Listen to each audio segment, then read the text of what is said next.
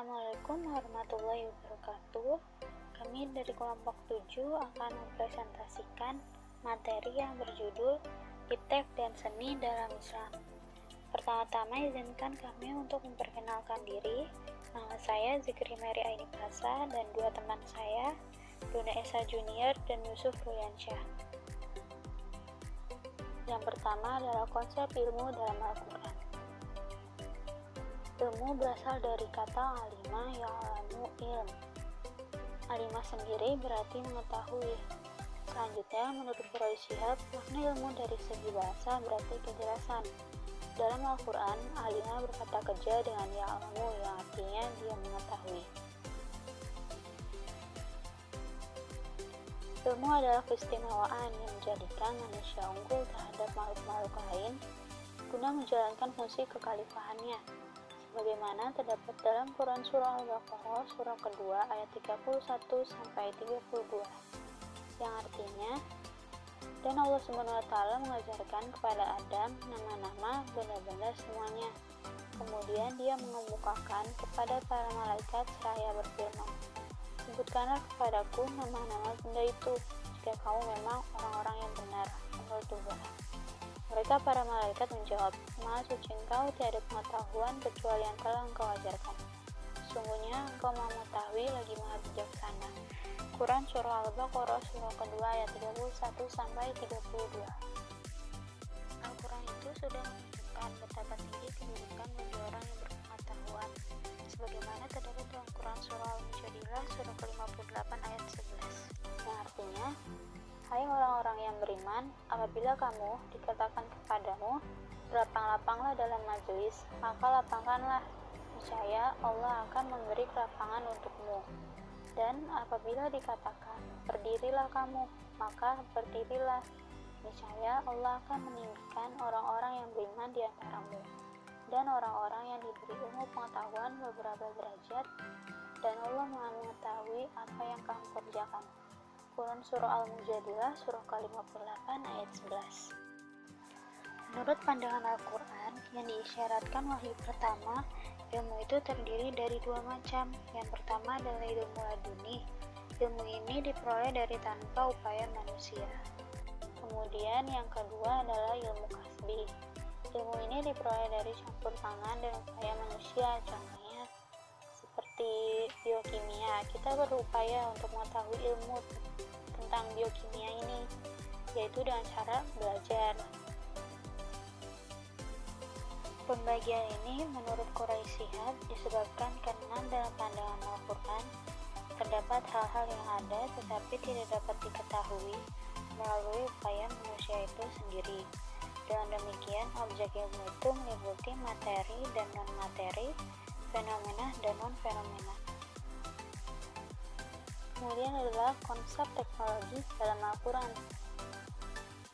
Teknologi adalah ilmu tentang cara menerapkan sains untuk memanfaatkan alam bagi kesejahteraan dan kenyamanan manusia. Secara etimologis, akar kata teknologi adalah tek, yang berarti serangkaian prinsip atau metode rasional yang berkaitan dengan pembuatan suatu objek atau kecakapan tertentu. Al-Quran menyatakan bahwa alam raya diciptakan untuk manusia, yang terdapat dalam Quran Surah Al-Jathiyah surah ke-45 ayat 13 yang artinya, dan dia menundukkan untuk kamu apa yang ada di langit dan apa yang ada di bumi semuanya. Quran Surah Al-Jathiyah surah ke-45 ayat 13. Penundukan ini terlaksana melalui adanya hukum alam yang ditetapkan oleh Allah dan kemampuan yang dianugerahkannya kepada manusia. Sebagian dari ciri tersebut antara lain yang pertama adalah segala sesuatu yang ada di alam raya ini memiliki ciri dan hukum-hukumnya. Kemudian semua yang beredar di alam raya ini beredar dan tunduk pada perintahnya. Seperti bulan yang mengelilingi bumi, bumi dan planet yang mengelilingi matahari, semua itu diperintah oleh Allah SWT. Kemudian benda-benda alam apalagi yang tidak bernyawa, mereka tidak diberi kemampuan untuk memilih, tetapi sepenuhnya tunduk kepada Allah melalui hukum-hukumnya, sebagaimana terdapat dalam Quran Surah Fussilat surah ke-41 ayat 11. Allah juga memerintahkan manusia untuk terus berusaha meningkatkan ilmu pengetahuannya sebagaimana terdapat dalam Quran Surah Toha surah ke-20 ayat 114 yang artinya, maka maha tinggi Allah Raja yang sebenar-benarnya, dan janganlah kamu tergesa-gesa membaca Al-Quran sebelum disempurnakan mewahyukannya kepadamu, dan katakanlah, ya Tuhanku, tambahkanlah kepadaku ilmu pengetahuan. Quran Surah Toha surah ke-20 ayat 114. Selanjutnya, konsep seni dalam Al-Quran. Menurut Muhammad Qutb, seni Islam adalah seni yang dapat menggambarkan wujud melalui bahasa yang indah serta sesuai dengan cetusan fitrah. Seni Islam adalah ekspresi tentang keindahan wujud dari sisi pandang Islam tentang alam, hidup, dan manusia yang mengantarkan menuju pertemuan yang sempurna antara kebenaran dan keindahan. Kita boleh memilih objek dan cara menampilkan seni. Kita boleh memadukan dengan apa saja, boleh berimajinasi juga, karena seni mencakup semua wujud. Tetapi, dengan catatan jangan sampai seni yang kita buat bertentangan dengan fitrah atau pandangan Islam tentang wujud itu sendiri.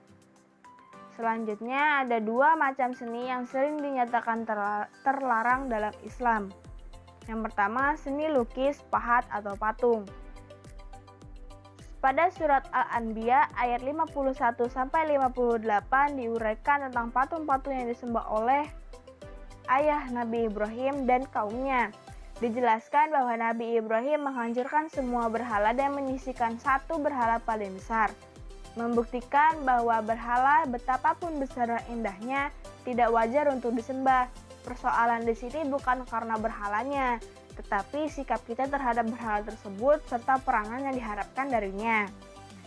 Selanjutnya pada surat Sabah ayat 12-13 diuraikan tentang nikmat yang dianugerahkan Allah Subhanahu wa taala kepada Nabi Sulaiman. Dijelaskan bahwa para jin yang membuat untuk Nabi Sulaiman dari gedung-gedung yang tinggi, patung dan piring-piring yang besarnya seperti kolam, dan periuk yang tetap berada di atas tungku. Pada tafsiran Al-Qurtubi, patung-patung itu terbuat dari kaca, marmer, dan tembaga, serta konon menampilkan para ulama dan nabi terdahulu. Patung tersebut tidak untuk disembah, melainkan keterampilan membuatnya dan kepemilikannya dinilai sebagai bagian dari anugerah Allah Subhanahu wa taala. Lalu yang ketiga, surat Al-Imran ayat 48 dan surat Al-Maidah ayat 110 diuraikan tentang mukjizat Nabi Isa alaihissalam, antara lain menciptakan patung berbentuk burung dari tanah liat, dan setelah ditiupnya kreasi itu berubah menjadi burung yang sebenarnya. Dijelaskan bahwa Allah Subhanahu wa taala membenarkan pembuatan patung burung oleh Nabi Isa alaihissalam karena tidak ada terjadi penyembahan berhala ataupun faktor syirik. Pada kaum Nabi Saleh pun terkenal dengan keahlian pahat dan melukis, sampai-sampai relief yang mereka buat sedemikian indah bagaikan sesuatu yang hidup.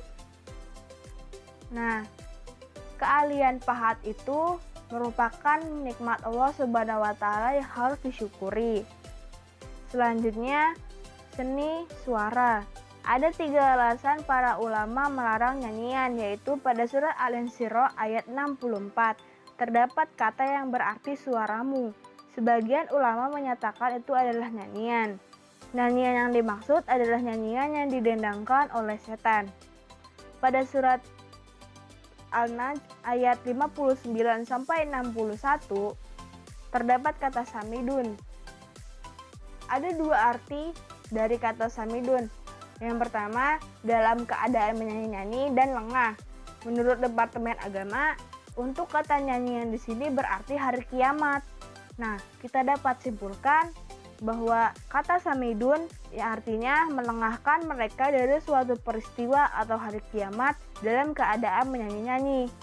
Pada Quran surat Luqman ayat 6 terdapat kata lahwah al-hadis, kata-kata yang tidak berguna sebagai nyanyian. Kata-kata yang tidak berguna di sini adalah kata yang menyesatkan manusia. Jadi masalahnya bukan terletak pada nyanyiannya, tetapi pada dampak yang dihasilkan.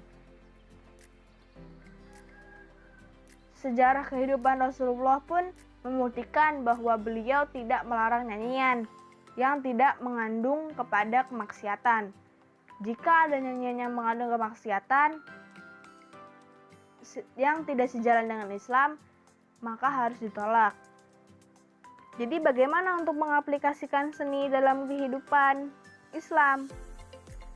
Yaitu kita digunakan untuk berdakwah, menyebarkan agama Islam, mendekatkan diri kepada Allah Subhanahu wa taala, harus sesuai syariat, bentuk keindahan, untuk mengembangkan kreativitas, meluapkan isi hati, dan suatu bentuk budaya yang harus dilestarikan. Yang biasa kita lakukan adalah membuat kaligrafi dan seni lukis yang mengandung unsur Islami. Hubungan ilmu dan amal. Islam sangat menjunjung tinggi ilmu, mendorong pemeluknya untuk menuntut ilmu, mengamalkan ilmu, serta menghormati orang yang memiliki ilmu.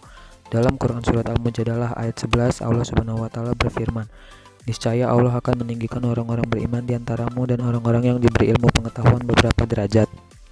Pada ayat tersebut jelas sekali bahwa iman adalah hal yang sangat penting dimiliki bagi ilmuwan, sebab kerusakan yang dilakukan oleh orang berilmu akan lebih besar akibatnya daripada yang dilakukan orang bodoh. Sebaliknya, akan terjadi kedamaian jika orang berilmu mau mengamalkan ilmunya untuk kemaslahatan umat manusia. Dalam perspektif ajaran Islam, ilmu pengetahuan adalah suatu yang sangat berharga yang menentukan kualitas seseorang atau bangsa modern dan peradaban, manakala masyarakatnya mencintai ilmu, antara lain ditandai dengan kebiasaan bertanya dan menulis. Rasulullah SAW menyatakan, ilmu itu ibarat harta yang terpendam dan kunci untuk menggalinya adalah kesediaan untuk bertanya. Karena itu bertanyalah kamu sekalian tentang hal-hal yang tidak kamu ketahui. Sesungguhnya dalam proses tanya jawab akan diberikan oleh Allah pada 4 kelompok, yaitu orang bertanya, orang yang menjawab, orang yang mendengarkan, dan orang yang mencintai mereka. Hadis riwayat Abu Naim dari Ali bin Abi Thalib. Orang yang paling merugi kelak di kemudian hari ialah orang yang berkesempatan mencari ilmu tapi tidak mau memanfaatkannya atau mengamalkannya sehingga dia tetap dalam kebodohannya. Seseorang yang mempunyai ilmu seharusnya diamalkan karena amal merupakan buah yang akan dirasakan orang lain. Supaya pengamalan tersebut terarah dan tertata rapi sesuai dengan tujuan dan visi Allah, maka ilmu tersebut harus didasarkan pada iman. Ilmu jika tidak dilandasi dengan iman akan membuat sang pemilik semakin jauh dari Allah Subhanahu wa Ta'ala. Akibatnya ia bertindak tidak sesuai dengan kehendaknya tetapi mengikuti kehendak nafsunya. Ilmu, iman, dan amal memiliki keterkaitan yang sangat kuat. Ilmu akan bermanfaat jika diamalkan kepada masyarakat dalam rangka meningkatkan kesejahteraan umat. Kesejahteraan tidak akan didapat manakala pada ilmunya tidak melandasi amalnya dengan iman yang kuat. Karena iman akan mengarahkan ilmuwan untuk beramal terarah menuju keridhaan Allah Subhanahu wa Ta'ala. Tanggung jawab ilmuwan terhadap alam.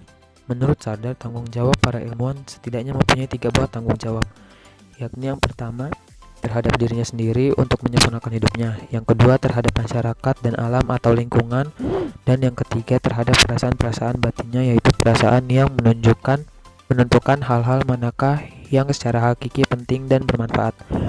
Fungsi alam bagi manusia. Yang pertama, agar manusia mengetahui eksistensi Allah Subhanahu wa Ta'ala sebagai pencipta alam kebesarannya. Eksistensi Allah hanya didapat melalui aktivitas tafakur alam atau mempelajari gerak alam. Bahwa dengan mempelajari alam, manusia akan mendapatkan 2 makna. Yang pertama, dapat mengenal Tuhan. Yang kedua, untuk pengembangan masyarakat Islam. Seorang ilmuwan pada saat mempelajari alam dengan sungguh-sungguh dapat disebut melakukan aktivitas tafakur alam. Tafakur alam adalah zikir dalam pikir atau pikir dalam zikir. Secara istilah bermakna berpikir secara mendalam dengan memberdayakan kekuatan akal, hati nurani, dan kekuatan ilmu pengetahuan. Al-Quran selalu mengajak manusia untuk bertafakur alam dengan pertanyaan afala yanzurun, afala tatafakkarun, dan afala ta'qilun. Tafakur merupakan kunci segala kebaikan karena akan membentuk kegiatan kognitif secara seorang mukmin dengan zikir kepada Allah. Tafakur juga sebagai pemantapan keimanan. Yang kedua, bahwa titik pusat alam ini adalah manusia. Maka alam berfungsi sebagai sarana pengabdian kepada Allah Subhanahu wa Ta'ala dengan mengelola dan memakmurkan alam demi keharmonisan sesama makhluk. Yang ketiga, alam dan isinya juga berfungsi bagi manusia untuk kebahagiaan hidup manusia. Allah menciptakan alam dan menundukkannya untuk kepentingan manusia. Tanggung jawab para ilmuwan jika berhubungan dengan alam dalam mengelola sumber daya alam manusia harus memenuhi kriteria sebagai berikut. Yang pertama, memberi tempat yang wajar kepada makhluk hidup lainnya dan juga sesama manusia. Yang kedua, tidak berlebihan atau rakus. Yang ketiga, memelihara keseimbangan takaran yang telah ditentukan Allah Subhanahu wa taala. Dan yang keempat, menggunakan akal yang dihasilkan ilmu untuk manfaat dan rasa atau yang mencerminkan keindahan atau seni, yang bertujuan membawa manusia kepada tauhid sebagai prinsip asas Islam. Dalam pandangan teknologi hijau, manusia bukan sebagai master melainkan sebagai partner yang sekaligus menjadi bagian dari realitas. Ekosistem yang berlaku bukan mastership yang kerap praktik eksploitasi, manipulatif dan destruktif, mengancam kemaslahatan bumi dan kelestarian ekologi. Tetapi yang berjalan sebaiknya adalah partnership yang menempatkan manusia dalam hubungan timbal balik yang saling menguntungkan dengan kewajiban dan haknya sesuai dengan sunnatullah. Terima kasih, sekian dari kelompok kami, kurang lebihnya mohon maaf. Wassalamualaikum warahmatullahi wabarakatuh.